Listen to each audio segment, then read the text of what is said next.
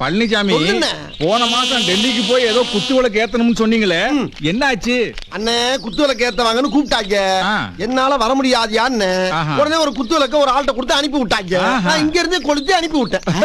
இங்க இருந்து எரிஞ்ச மணிக்கவா கொண்டு வராங்க? என்ன பண்றது, நம்ம அப்படித்தானே பண்ணி ஆகணும். பிஸியா இருக்கோம்ல. மறுபடியும் அவங்க தான் போன் பண்றாங்க. அவங்களா? Hello, Palaniswami speaking. நூடல்ஸா? யாரு? இல்ல, மத்திய மந்திரி கூப்பிடுறாரு. அங்க என்னமோ டெல்லியில பஞ்சாயத்தான், வந்து தீர்த்துட்டு போகணும் கையோட வர சொல்லி போன வாரமே கூப்பிட்டாங்க. எனக்கு இங்க நிறைய பஞ்சாயத்து இருக்கு, வர முடியாதுன்னு ஏமாத்திக்கிட்டே இருந்தேன். அதெல்லாம் எனக்கு தெரியாது. நாளைக்கு மத்தியான சாப்பாடுக்கு நீங்க இருக்கணும்னு ரொம்ப கூப்பிடுறாங்க.